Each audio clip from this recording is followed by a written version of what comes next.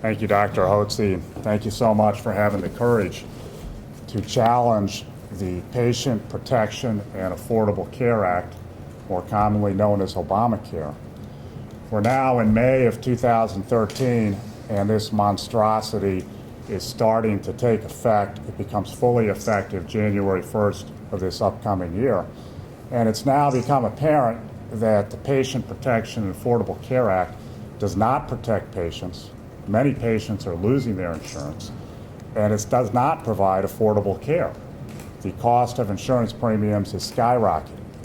So as businesses start to shed their employees, and their studies have just come out that even though unemployment is coming down a bit, what's happening is the aggregate hours worked is also falling because businesses are shifting to temporary workers to get them under the 30 hours a week work schedule. Because once businesses can shed their workers and get below 30 hours a week, then they don't have to pay the harsh penalty of $2,000 per employee on that employee who's working only on a temporary basis. So we're seeing a massive realignment in our economy that's not good, where businesses are being forced to go to temporary workers who are not going to get insurance.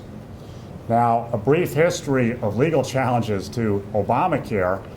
This state, along with many other states, did file suit immediately when Obamacare became law on May 23rd, 2010. That went up to the Supreme Court, as many of you know, and the Supreme Court agreed with the states that Obamacare was not valid under the Commerce Clause. But then the Chief Justice came up with a new theory that had never been argued seriously by either side, and he said it's a tax. So we're going to uphold Obamacare as a tax. And that's where it stands. However, nobody, when they were passing Obamacare, took the Constitution as seriously as they should have.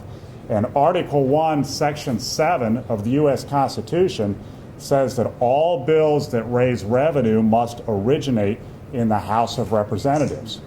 Obamacare did not originate in the House of Representatives.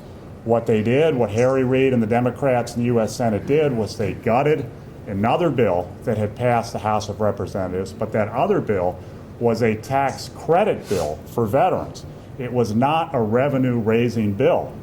So they did not amend a bill that had been a revenue-raising bill in the House, and therefore they did not comply with the U.S. Constitution. So the primary claim in our lawsuit, which we're filing in federal court this afternoon, is that Obamacare did not comply with the origination clause of the U.S. Constitution. Dr. Hotze and his company has standing to challenge that under the 10th Amendment.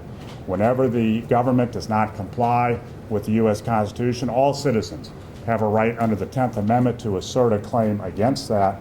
And we're also challenging Obamacare under the 5th Amendment because what's become apparent is rather than providing affordable care to patients, what it's really doing is causing a redistribution of wealth. It's forcing Dr. Hotze, his company, and thousands of other businesses and individuals to pay money to insurance carriers under the threat of penalty if they don't do it. And that is prohibited by the Fifth Amendment, which does not allow a taking of property by the federal government ordering someone to pay money to their neighbor or someone to pay money to another private citizen. The government can take money through eminent domain for a public use, but they cannot order people to pay money to other people. And that's essentially what Obamacare has become. And we now see, as Democrats themselves admit, that Obamacare is a train wreck. That's an exact quote from Max Baucus, who was one of the architects of this bill. It's been affirmed by Harry Reid. This bill has become a terrible train wreck. And when you have that situation, it's important to file a lawsuit so that if the Obama administration does nothing, and they've indicated they're not going to do anything about this, it's important to have a case in federal court so a judge can say, hold on, this has become a terrible mess. What this bill is really doing is just taking a lot of money away from Texans. We're not doing the health insurance exchanges here. We're not doing the Medicaid expansion, but this immense burden on individuals and on businesses to pay money is just fleecing Texans of hundreds of millions of dollars, hundreds of billions of dollars.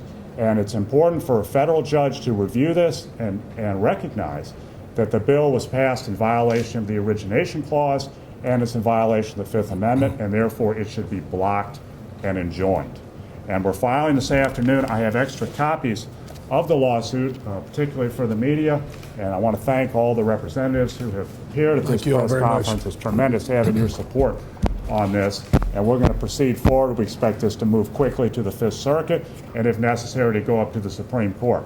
Some people say, well, the Supreme Court is not going to reverse itself. They've upheld it once, but there are a lot of new facts about this bill now that were not there when the Supreme Court reviewed this the first time. And in fact, the U.S. Supreme Court does reverse itself many, many times. It's not publicized. But they need to look at this bill a second time, and our lawsuit is going to give them that opportunity, and we expect to prevail. Thank you very much.